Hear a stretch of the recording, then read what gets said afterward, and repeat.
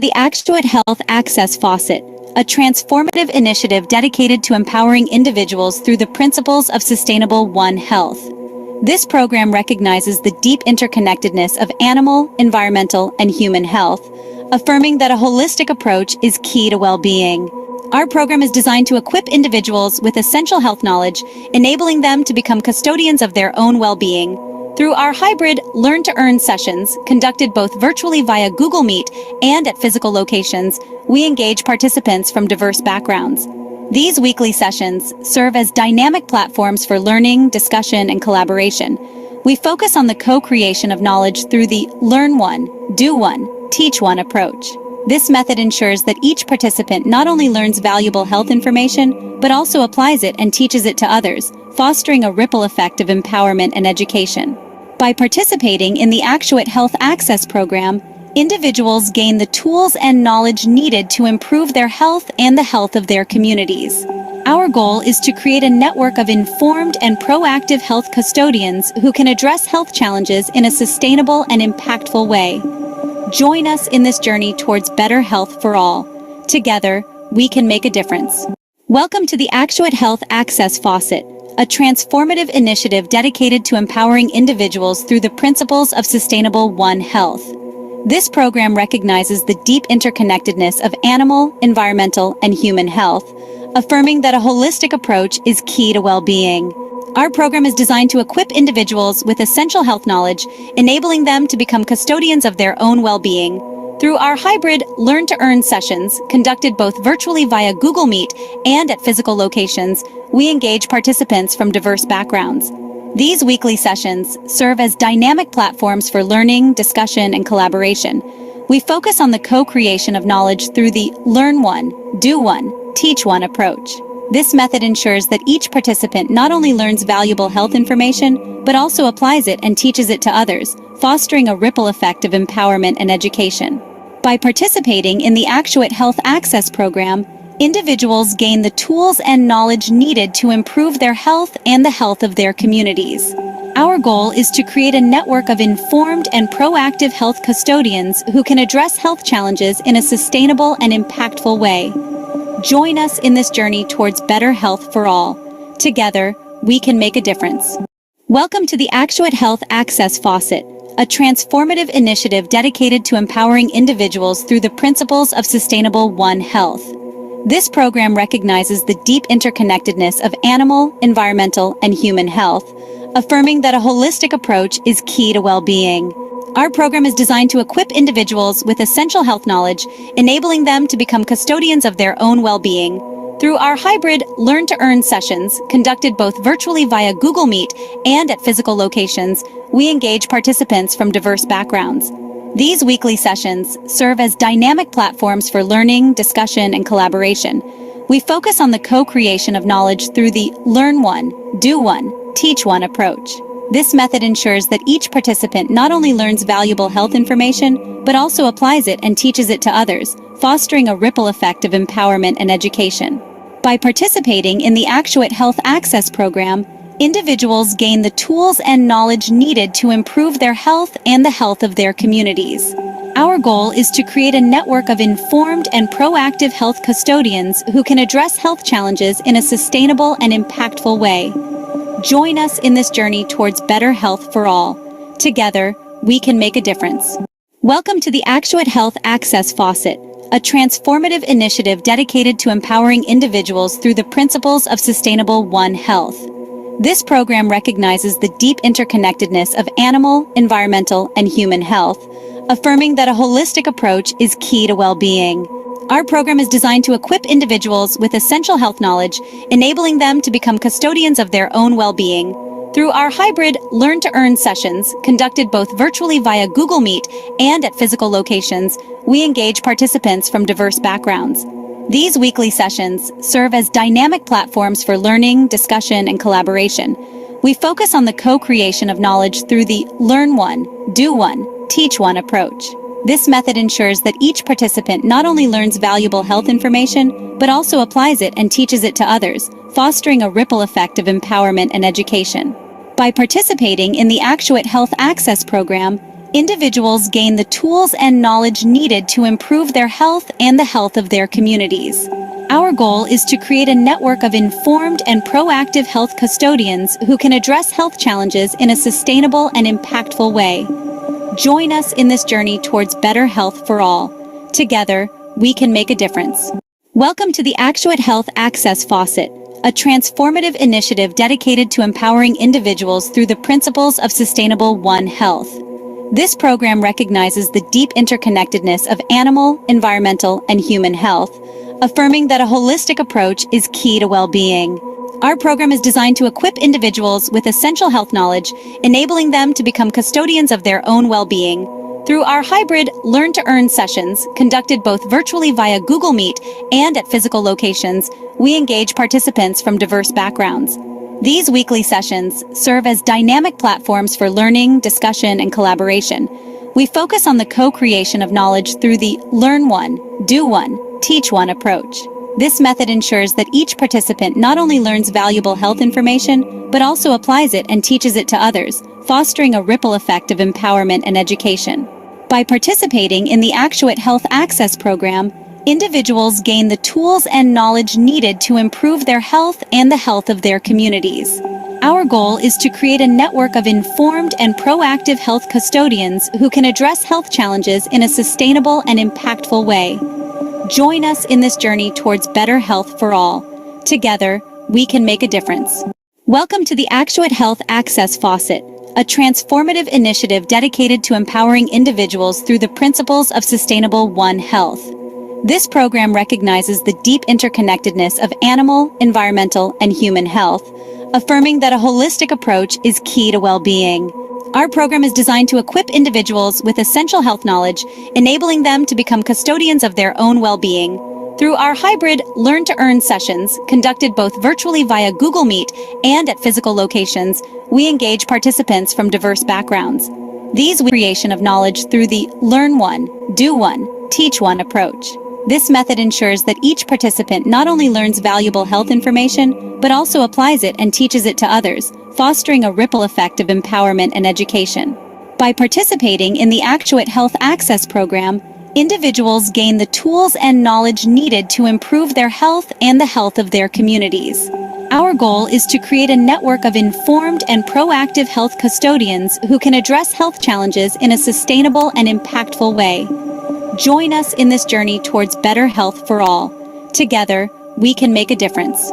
Welcome to the Actuate Health Access Faucet, a transformative initiative dedicated to empowering individuals through the principles of sustainable One Health.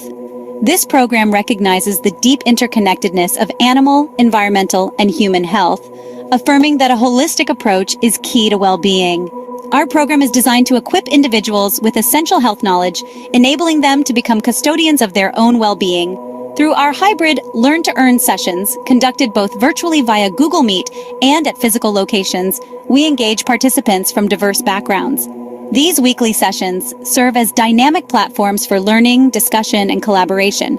We focus on the co-creation of knowledge through the Learn One, Do One, Teach One approach. This method ensures that each participant not only learns valuable health information, but also applies it and teaches it to others, fostering a ripple effect of empowerment and education. By participating in the Actuate Health Access Program, individuals gain the tools and knowledge needed to improve their health and the health of their communities. Our goal is to create a network of informed and proactive health custodians who can address health challenges in a sustainable and impactful way. Join us in this journey towards better health for all. Together, we can make a difference. Welcome to the Actuate Health Access Faucet, a transformative initiative dedicated to empowering individuals through the principles of sustainable One Health. This program recognizes the deep interconnectedness of animal, environmental, and human health, affirming that a holistic approach is key to well-being. Our program is designed to equip individuals with essential health knowledge, enabling them to become custodians of their own well-being. Through our hybrid Learn-to-Earn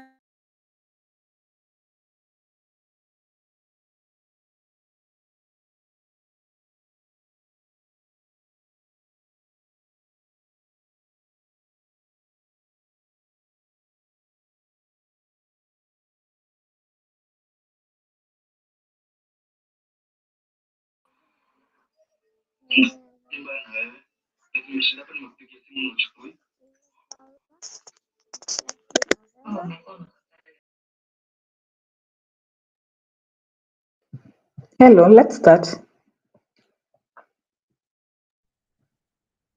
Hello.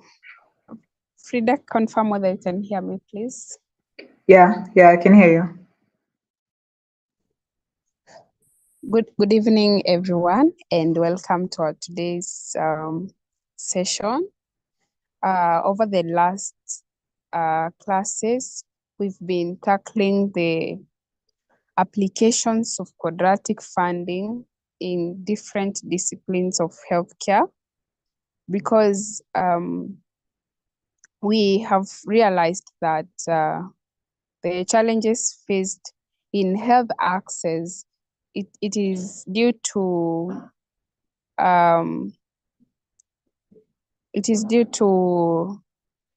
underfunding of critical projects in the community by the traditional funding model, and that quadratic funding has the potential to revolutionize how resources are allocated in healthcare. So today's topic is quadratic funding in adolescents' health. We will explore how this innovative model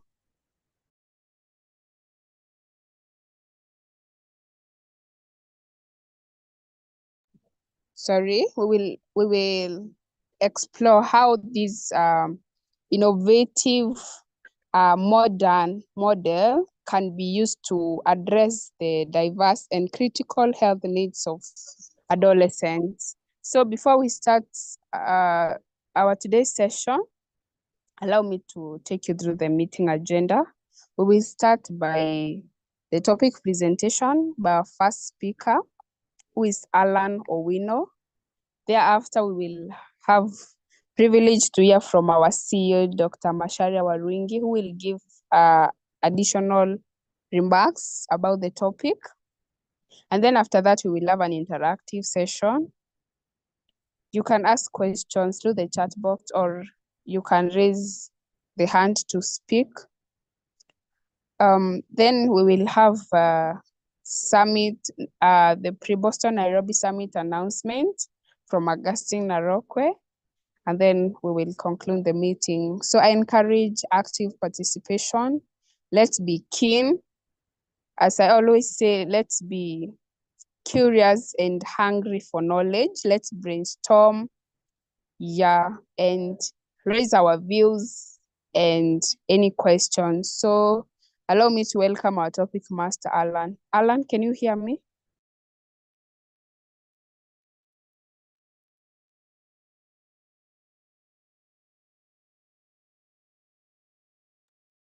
Hi, Alan.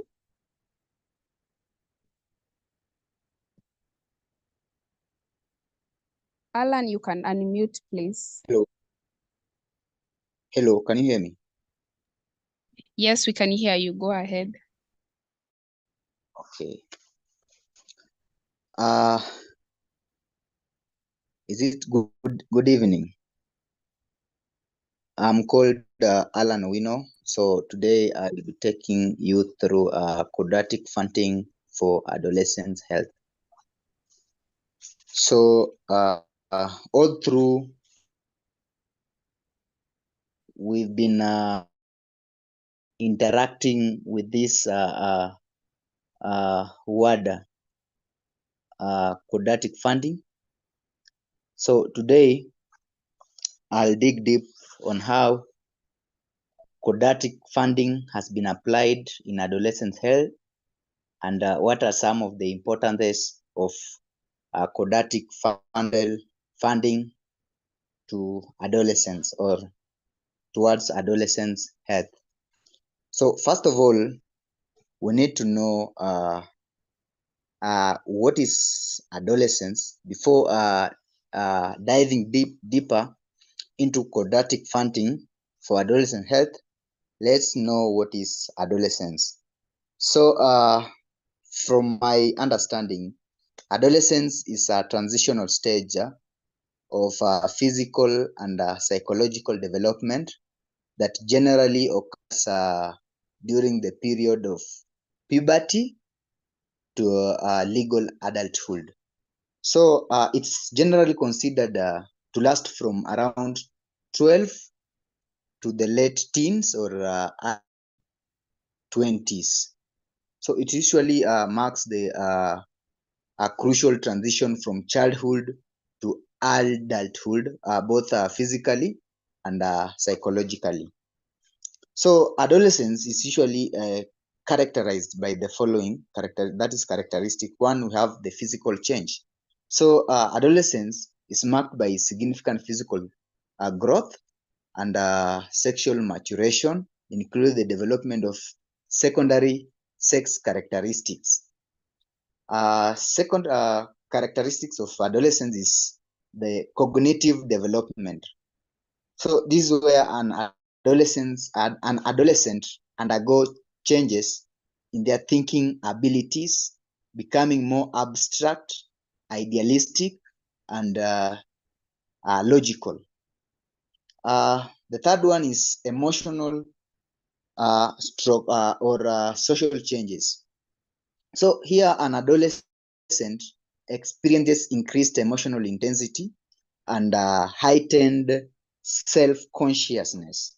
So they start becoming more independent from their parents and place greater importance on peer relationship. We have identity formation. This where adolescence is a critical time for the development of one's sense of identity, including one's values, beliefs and goals for the future. Kwa Kiswahili nasikianga wakisema ati ule msichana amejigundua ama ule kijana amejigundua. Yeah. So risk-taking behavior. So adolescents may engage in more risky or impulsive behavior as a result of their developing brains and increased independence. So let's dive deeper into now the topic of today, the quadratic funding for adolescent health. So adolescent health is a critical but often overlooked areas of public health. Adolescents and young adults face unique challenges that require tailored interventions. So quadratic funding could be a powerful tool to address these needs in a more community-driven way. We've been interacting with this word and funding is an innovative approach to sourcing and allocating funding for public goods. The key premise is that funding is matched based on the square of the number of individual contributors rather than a linear match. So this aims to incentivize broad community participation and align funding with the community preferences. So we will dive deep into application of quadratic funding in the context of adolescent health. Application of quadratic funding in the context of adolescent health. Number one is mental health programs. So funding could be raised to support counseling, support groups, and other mental health services tailored for adolescents, with the community helping to determine priorities. Number two is sexual or reproductive health education. So quadratic funding could finance comprehensive age-appropriate sex education curricula and resources could be funded, with adolescents' voices playing a key role in shaping the priorities. Number 3 is substance abuse prevention and treatment.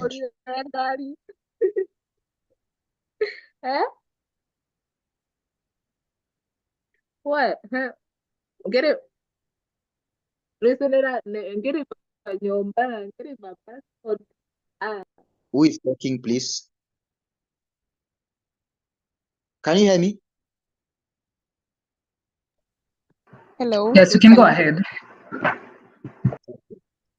Number 3, as an application of quadratic funding in the context of adolescents' health, is substance abuse prevention and treatment. So, community-driven campaigns, harm reduction programs, and evidence-based addiction treatment option tailored for young people could be financed. So, number 4 is chronic disease management. This funding could expand access to programs helping adolescents manage conditions like asthma, diabetes, and obesity, which can significantly impact their development. Access to youth-friendly healthcare as number 5 application. Quadratic funding could help establish affordable, stigma-free healthcare clinics and mobile services targeted towards adolescents and young adults. So the key advantage of quadratic funding in this context is that it has the potential to better align resources with the specific health priorities identified by the adolescent community itself. This bottom-up decentralized approach could make adolescent health initiatives more responsive and impactful.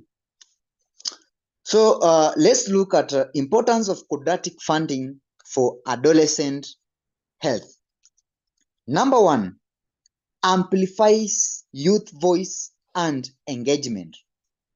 The crowdsourcing nature of quadratic funding gives adolescents themselves a direct say in determining which health issues and interventions receive support.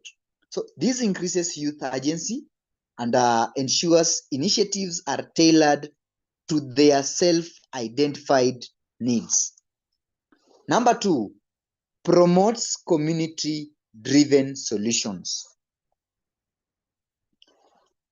Rather than top-down, that is from the top to those people who are down there, like, yeah, one size fits all programs. Funding enables the local adolescent community to collectively prioritize and fund the health solution they believe will be most impactful. So this grassroots community-centric approach is more likely to address context-specific challenges. Number 3, incentivizes broad participation. The quadratic matching model creates strong incentives for widespread participation, as each additional contributor dramatically increases the total funding available. This can foster a sense of collective responsibility and investment in adolescent health within the broader community. So supports innovation and experimentation. That's point number 4. The decentralized bottom-up nature of quadratic funding opens the door for more diverse, creative ideas and interventions to emerge from youth themselves, their families, and local organizations. So this can lead to more tailored and impactful solutions compared to traditional centralized funding models. So point number 5, enhances accessibility and equity. So how is this done? By lowering barriers to participations, quadratic funding has the potential to direct resources towards adolescents who may face the greatest health disparities and have the least access to traditional funding channels, helping to address inequities. Yeah. Point number 6 is enables data-driven iteration. Quadratic funding initiatives can be designed with clear metrics and feedback loops, allowing for ongoing monitoring, evaluation, and refinement to ensure maximum impact over time. This iterative evidence-based approach can lead to more effective and sustainable solutions. So you've seen that the core idea behind quadratic funding is that it contributes the funding contributions are just matched based on the square of the number of individuals contributors rather than a linear match. So this creates stronger incentive for broad participation, as each additional contributor has an outsized impact on the total funding available. So if this quadratic funding is applied to adolescents' health, it will reach those people who are at adolescent stage, access funds, and also come up with ways to deal with adolescents' health issues. Thank you.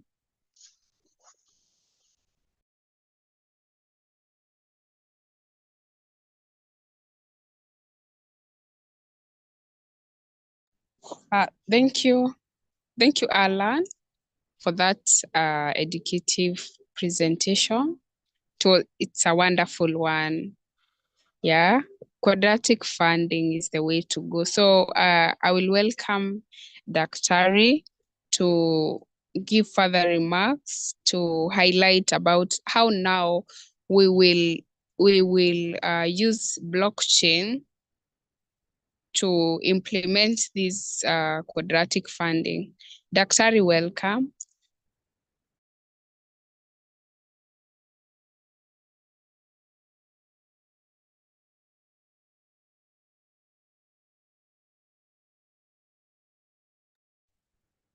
Hi, Glory. Am I audible? I don't Yes, know. You guys can. yes, Daktari, you can hear you. Oh, you can hear me. Okay. All right. Wow. Thank you so much, Alan. Adolescents. Adolescents are people who live in a very, very, very tough time of their life because there's a change every day. Every day is changing. Every day brings change for an adolescent. And that's those changes are not only incomprehensible by the individual adolescent himself or herself, they are also incomprehensible to the members of the family, that's mean the parents. Because one child who was very nice at the age 8, 9, 10, very nice child, becomes an adolescent, becomes 13-year-old, start becoming teenager who is so rebellious and gets that thing called teenage angst. Teenage angst. So the angst is incomprehensible to the mother. It is incomprehensible to the father. It's incomprehensible to the members of the community. It's incomprehensible even to the nation. So, and it's also incomprehensible to the self. So adolescence feels very misunderstood by everyone, and everyone misunderstands adolescent. or everyone feels misunderstood by adolescents. And these are my teenage child, they're just rebellious. So the girls, yeah, they just do things that makes their parents, their mothers extremely mad, even their fathers. So the boys do that. So what is going on is that during adolescence, not only do you have growth spurts, let's just summarize this by saying one thing. An adolescent is like an ocean of hormones. You know, hormones are the ones that cause things to change in your body. So first of all, they have growth hormones. Those growth hormones are pouring in bucket loads. You're producing buckets upon buckets of growth hormone. And that gives people something called a growth spurt. Just grows suddenly. And then if your auntie saw you about 3 weeks ago, it comes back to see you and says, wow, this one is growing like grass. Even that kind of language describing you doesn't make you feel comfortable. That you are now growing like grass. Not only do you start growing like grass, you start growing grass on your body. You know, for men and women, they start producing hair, body hair, in places where there was no hair. Yeah, and so many other things happening. So the body is actually changing at a very, very rapid pace. There's no other time in the history of the person that changes so much. So those hormones are also pushing changes in your mind, that you're thinking, what you're saying, that your cognitive ability multiplies. That does not mean that you become a reasonable person. You become unpredictable. Yeah. So you start questioning things that when you are only 8 years old, you could just do them. But you start questioning your mother, but you don't question your mother openly. You question your mother and openly. So you refuse to do what the mother is saying or what the father is saying. So because this expansion of the cognition, and you start finding more pleasure with your friends or your peers than your own parents. You don't want anything the parent says you think is so backward, and you'd immediately call your friends and tell him what your mother was saying, and then you laugh at it and say, what a foolish suggestion. Yeah. So everything looks so silly that the adults thinks. Adults don't get it. Because adults don't get it, is as if they themselves were never adolescent. They went through the same stages, by the way. So you see, that's a stage of growth, which is also helps somebody to find themselves. They're trying to establish their identity. And that's I think where the growth of the ego. The ego is this thing in your consciousness that helps you to establish your identity. Yeah, it's like psychological thing. So during that time, so many things can go wrong, and so many things go wrong. Because we could say adolescence is the epitome of randomness. All these things are random changes, things changing so randomly, and there is nowhere else that you observe randomness as in adolescence. So nobody grows at the same speed as the other. Even brothers and sisters, except perhaps identical twins. But even fraternal twins, they can't grow as the same way. And their grasp of things like mathematics is also different. So you get people becoming highly differentiated. I would say that is the differentiation, like part of consciousness. That way you become differentiated is during the adolescent time. And all that stuff is very chemical, it's biochemical. So because the adolescent, even in the medical structure, the medical framework does not accommodate adolescents. We know adolescents, they are neither children or they're neither adults. They're in the middle. Are they pediatrics? Do adolescents go to the pediatric hospital? Are they seen by pediatricians or are they seen by the adult physicians for adults? You see, at which point do you say, this one can start seeing the doctor for grown-ups, not for babies? You see? So nobody, even up to today, nobody in the medical establishment has created a clinical system for adolescents. Why? Why is that? It's just, you can see it's a complete overlook. It's almost as if adolescents do not matter to the medical world. So that's why you have to ask yourself the question, what happens when your teenage child gets disease at the age of 15, or age 16, or age 20? What happens to that? And majority of the children, if not all of them, at that age, adolescent children are in high school. Some of them are in boarding schools, some others are in day schools. But those who are in boarding schools, the situation there is also quite different from home. And how do they cope with all those changes?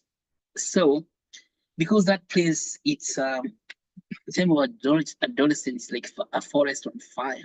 It's a forest on fire.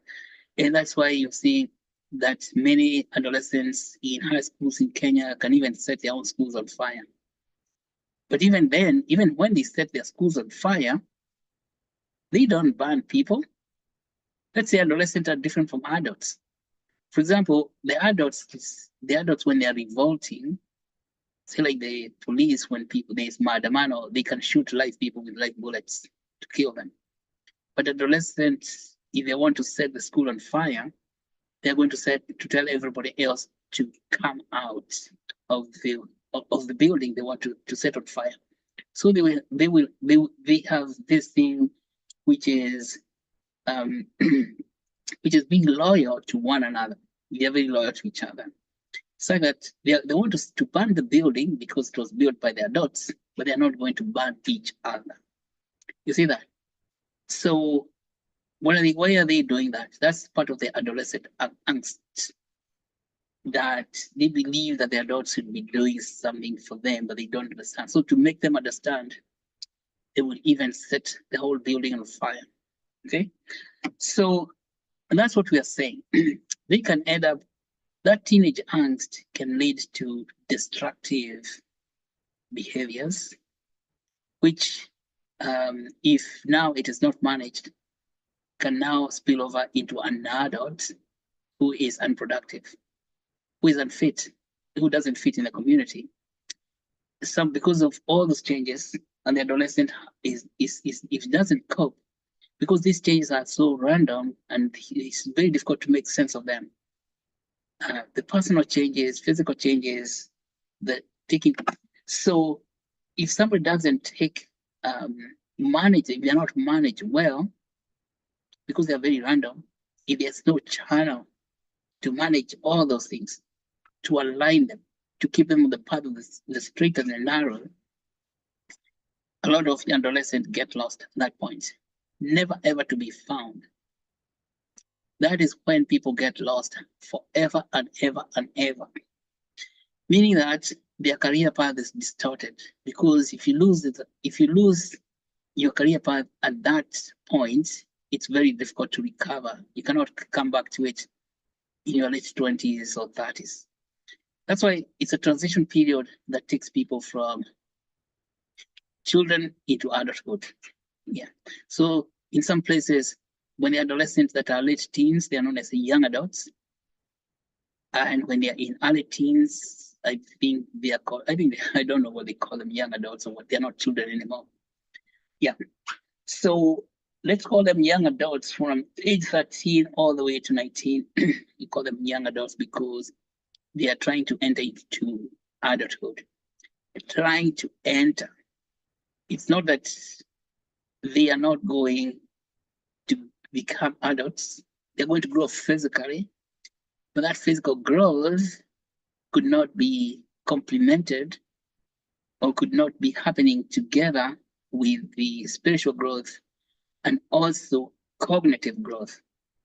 And then if you have that mismatch, that you can have somebody growing physically, but cognitively it's not growing. It's got arrested growth, arrested milestone or growth stunting. That is cognitive and even spiritual, that does not gain access to the higher self.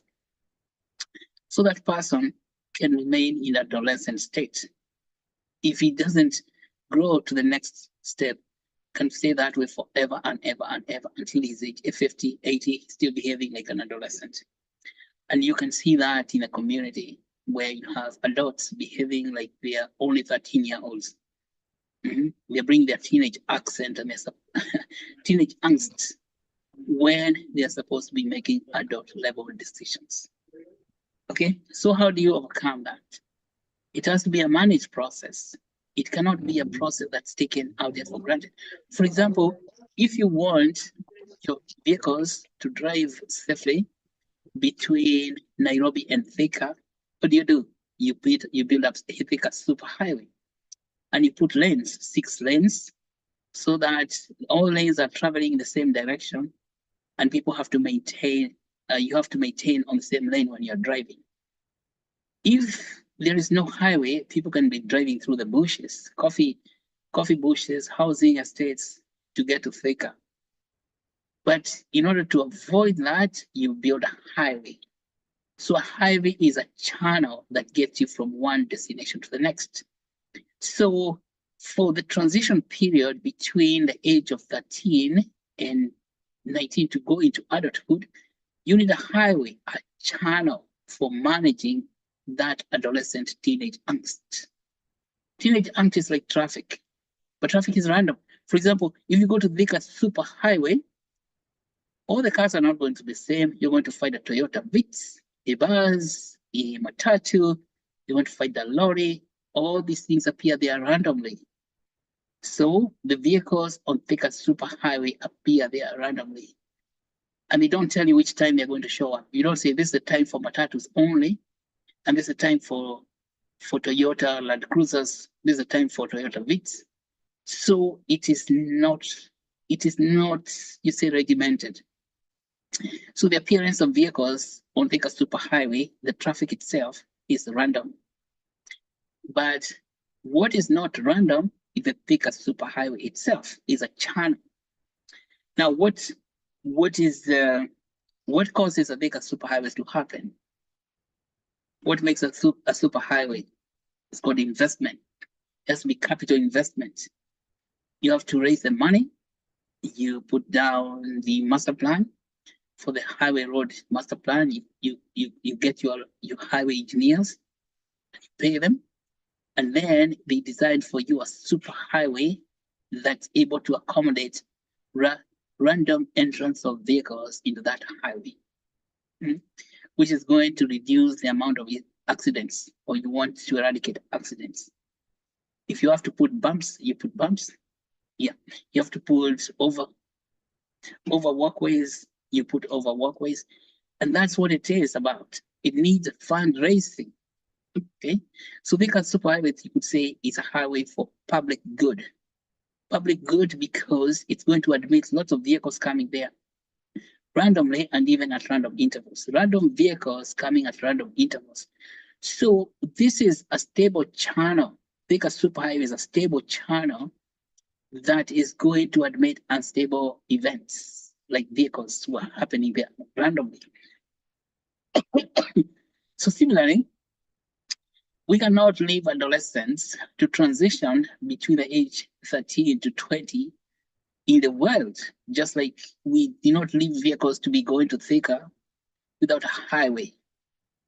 You understand that responsibility, that we have to build channels that help the service conduit to help young adults to transition into adulthood.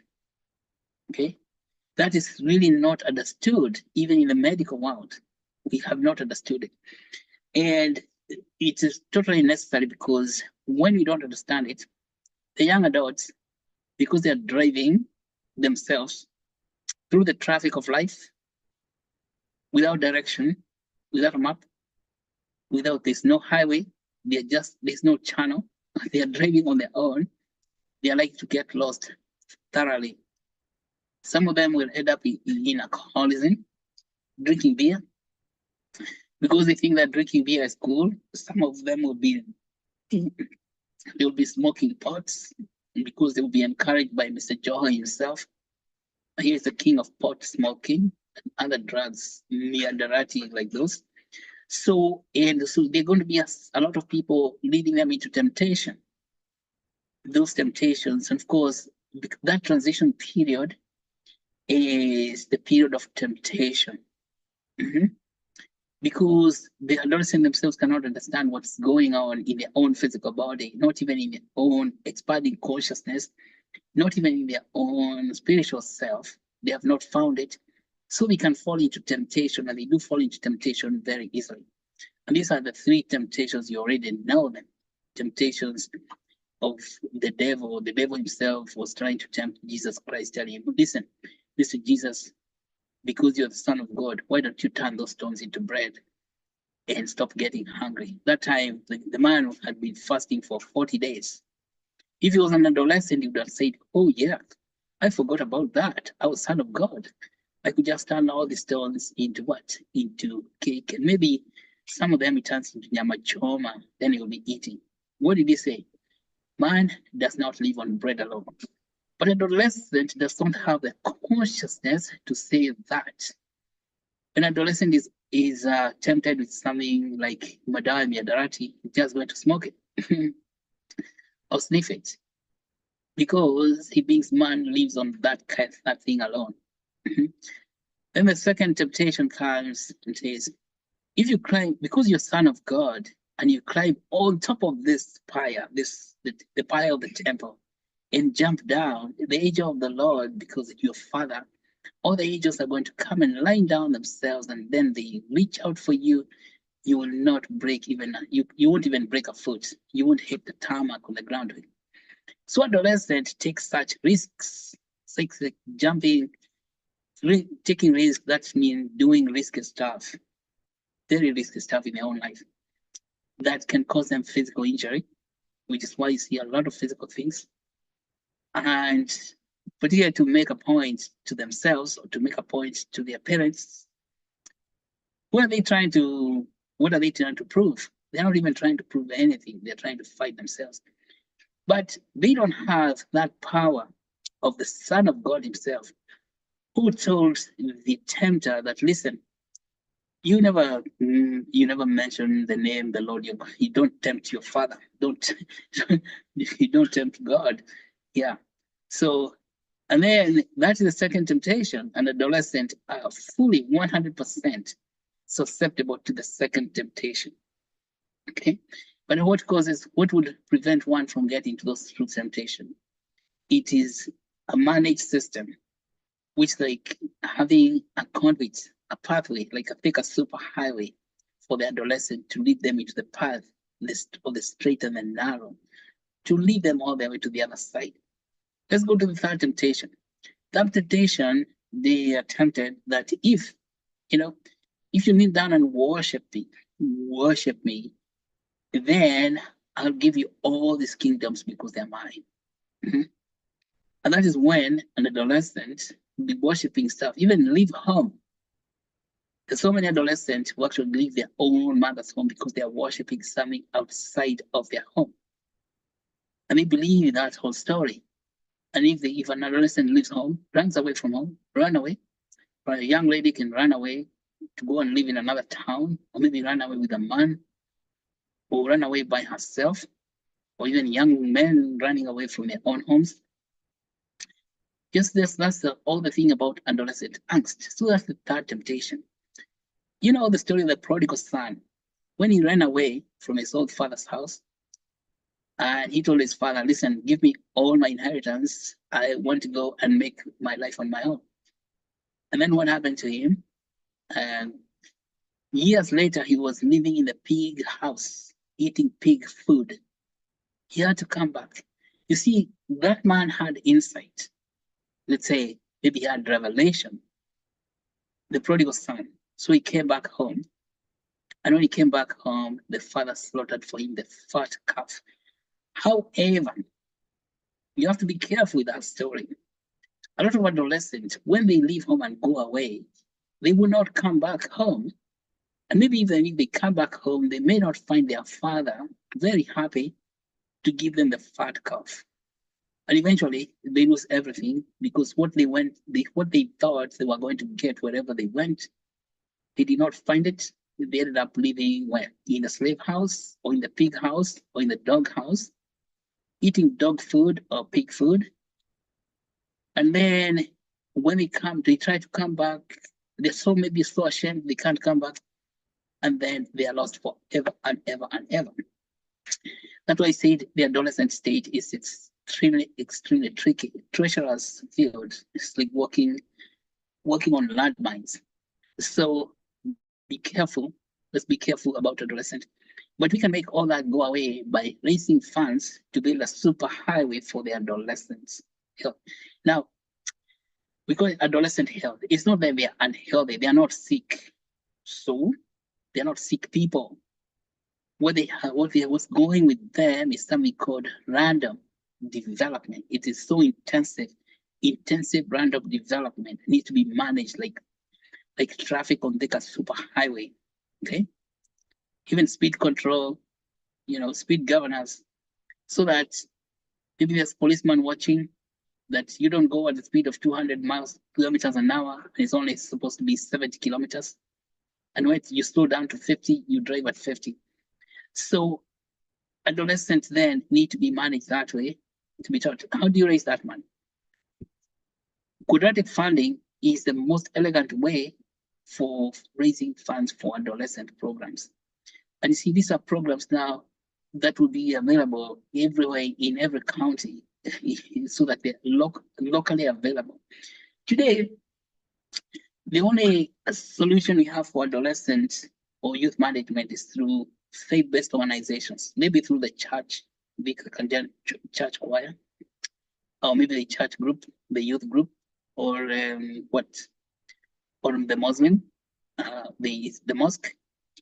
But the problem we're having today is a lot of young people do not even want to go to church because their parent generation Xers, they already left the church. So are we going to expect their children to go to church? But then the church seems to be the only way available for them to go and get what? Get help. But then we think that the school, they'll be getting help from their own schools. But the school does not have a program for managing the adolescent youngs, because schools, they're supposed to go there and learn geography, mathematics, chemistry, and such studies. They have nothing to do with the development of human development. So this still leaves adolescents in a place called no man's land. There's no one to take care of them, their development need, from the spiritual development, cognitive development, physical development, is left for no one. That's why we are saying, let us stop this. Let us create places. To create a place, like a highway is a place, you need money. And that money, we cannot raise it through the centralized finance system, because already we know we have not been able to do that. But the decentralized finance, quadratic funding, makes it very, very possible. And that's why you can involve young people in raising money, and then they get matching funds using a quadratic formula. So now we have a tool or technology to raise money to create places that will be creating activities for young people, learning centers, let's say, because it's about learning what is going on, so that it's not learning what they're learning in school, is learning things about life. This is not even mental health. I think it's beyond mental health, because it's learning four distinct levels of learning. Spiritual health itself, because the spirit is expanding as their growth, which is their consciousness, growth of consciousness. So we want to create places like that for learning centers for that have got spiritual learning and how they expand their consciousness, and then learning cognitive things that they are beginning to recognize. And this is when you find that adolescents, when they are managed that way, they become great innovators. The things that they actually think about will astound you, they'll shock you and say, wow, how did you think of that? Because at that time, their mind is very open. And then you want them to also learn about their physical development. their sexuality, because that's when it begins to express itself. And if it's not managed, they are going to go into all kind of sexual craziness. Like you have seen in Nairobi, this certain amount of sexual craziness going on in that city. Yeah, even there's a place called Sodom out there on Wayaki Way and Westlands in Kilimani. It's extremely, you could call it a sinful city.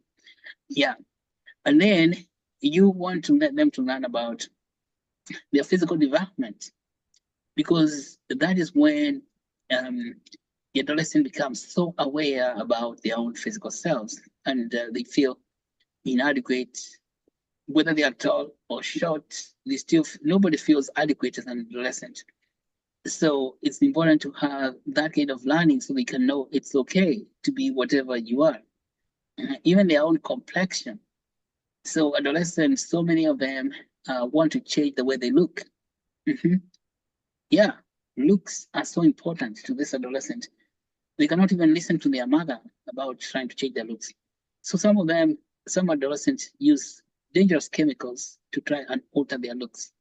They can do dangerous things like put body markings with tattoos and cutting some parts of their body out. Yeah, just to what? Just to feel as if they are belonging, but then they are not belonging. Yeah, so many piercings. One, let's say a few piercings like earring, 2 earrings are sufficient. You don't need to have earrings for the whole ear. And earrings also in places that are not ears, let's say on the lips, on the nose, on the belly button, everywhere. Oh my goodness. Don't even get me started. You see that what happens in your adolescent. Then when he cuts their body up so many times, poking the body so many holes, then after 10 years, they start regretting, why did I even pierce my body like that? Yeah. And then of course, if they now their 20s looking for jobs, many employers look at that body and they say, oops, this is we cannot hire somebody with such type of features who's been destroying their body. So that's what I'm saying, that those things that people do at that age now follow them up for the rest of their lives, which is very dangerous. So if it is not managed, and then of course, because adolescents are like an open slate, they become very impressionable. Impression means something you can impress upon. Like you can press upon it, like a stamp. You can stamp, you press upon it. So they can be picking things that they're impressing upon themselves. Then a new culture begins to emerge, and that culture is just self-destructive.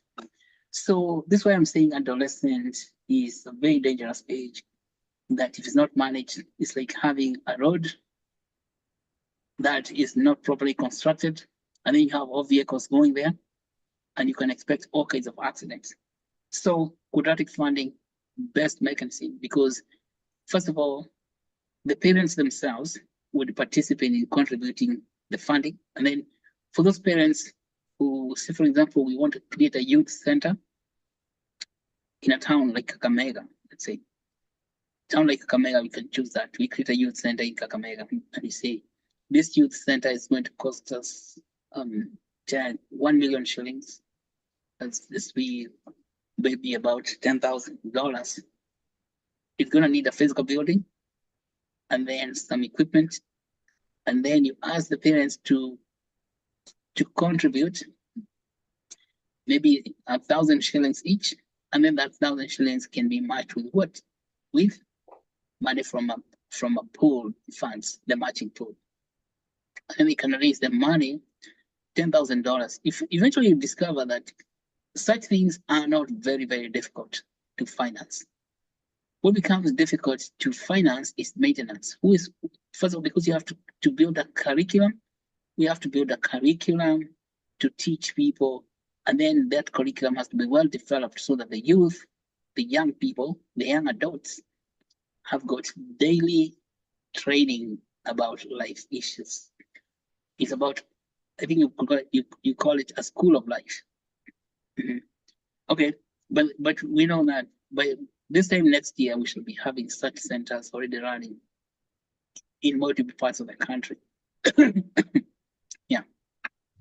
So that's what I would say about adolescents who live in no man's land, and we need to create land for them where they will live happily, so that their life ever after adolescent is full and meaningful. Okay, back to you, Glory.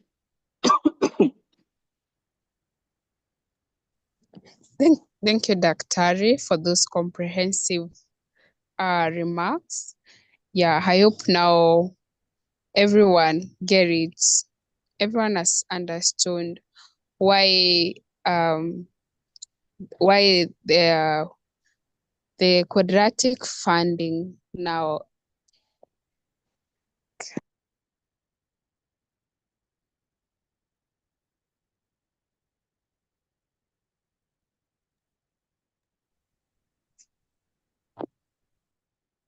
Okay, Glory, you've disappeared. I'm sorry, can you hear me now? Yes, but far. Go ahead. Yes, so I would like to encourage everyone to participate because we are the solution to the challenges we face. Yeah, let's come together, let's spread the word, let's bring our views on board and see how best we can implement this project, because we have realized that traditional funding models are not able to address the critical needs for adolescents' health, and our adolescents continue to face challenges which can be solved and preventable. So please, let's not just sit and watch. I think it's the time. So we'll welcome any questions. So those who have questions, you can type on the chat box, or you can raise your hand to speak.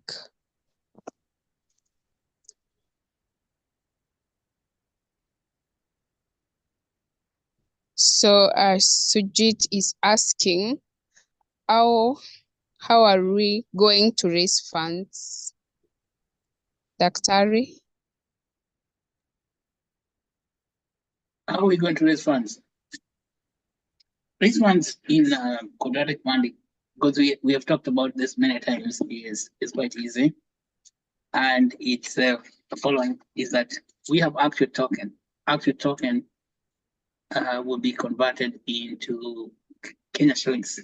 You know, is that people with shillings, whether they are Kenya shillings, Tanzanian or Naira, from Nigeria or Zambian kwacha, would buy Actuate token. And that means it brings money to the Actuate itself. So that's one thing.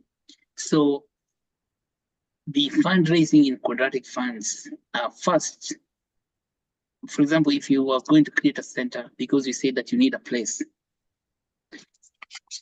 it work the costs of building such a center.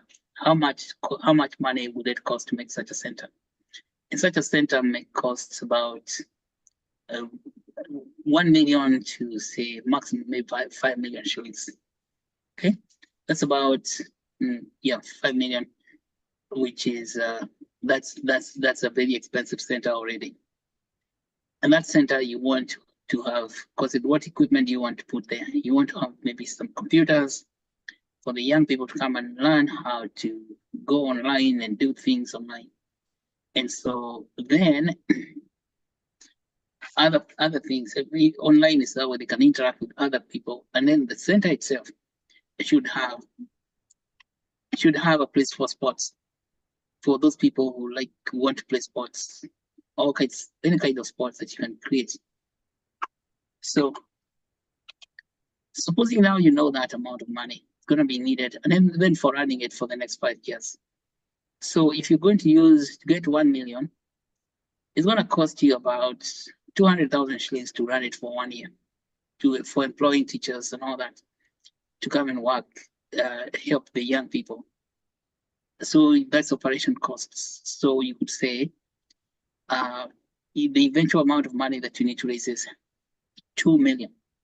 Then what we would do is allocate 2 million Actuate tokens to that project. Okay. Then we ask local people to buy those tokens, as many as they can. And we can say, we can ask them to buy, each one buy tokens worth at least 1,000 shillings. And you can sell the tokens to the entire community. So this is what we are going to do. That's how we're going to raise funds. We sell the tokens to the entire community, all the people who live there. Supposing the focus for that center is one ward. One ward has got maybe about what, 30,000 people. And so you can sell that through the school, the local school.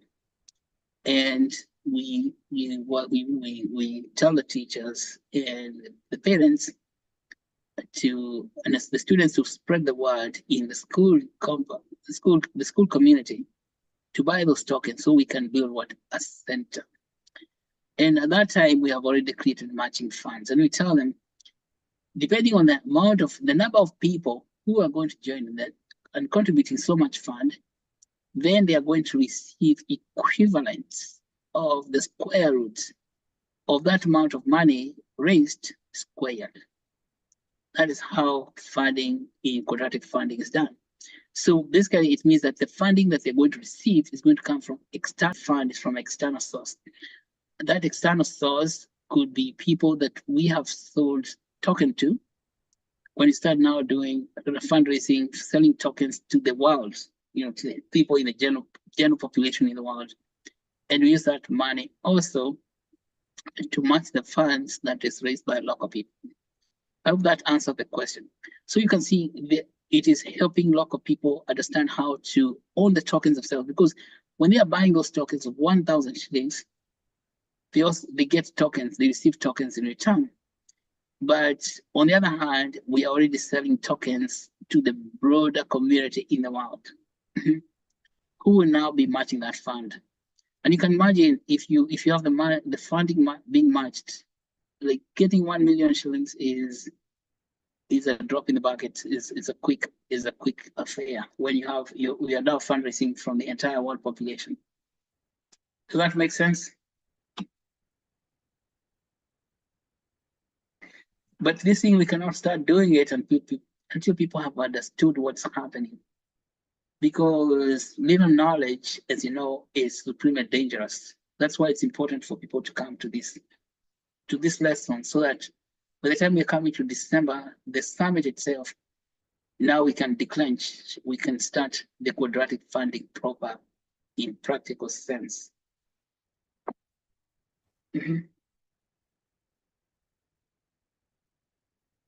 Okay, Grace. Glory, did you get that?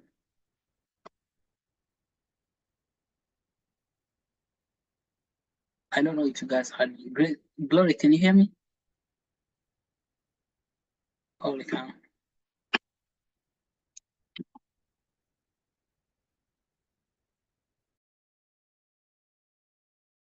Hello, Doc. We can hear you. Okay, Glory is not talking. Yes. Did she? Wait a minute. Am I muted anymore? Okay, you guys. Any other questions? I think Glory has dropped off.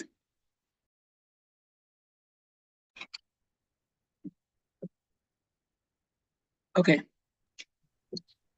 Hello, can you hear Hi, me? Glory. We lost you. Now we I'm came back. sorry. Yeah. So Mr. Sujit says yes, the question has been answered.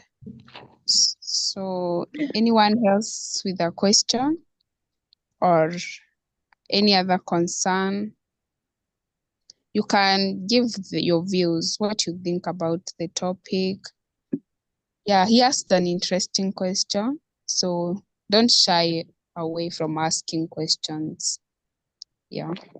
Yeah, but by the way, for you guys, I have to go because I have appointment right at this minute because we're on top of the hour.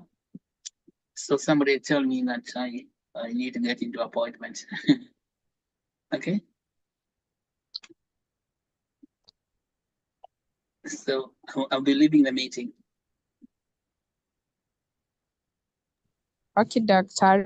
Thank you for creating time to be with us and sharing your knowledge. Thank you everyone for joining, and thank you Mr. Alan for that powerful presentation. We will be having our sessions every Thursday. Keep joining. Yeah, and let's interact in our social media platforms, in WhatsApp and LinkedIn. Let's engage. Even those who might have questions and you don't have a chance to ask today, let's have an interactive conversation in WhatsApp or LinkedIn. Yeah, so I have shared the attendance form. So I will give you some minutes to fill, and then after you filled, you're free to leave. All right. Bye. Thank you so much, Glory. Thank you, Alan. Thank you, Sujit. Thank you, everyone. And bye for now.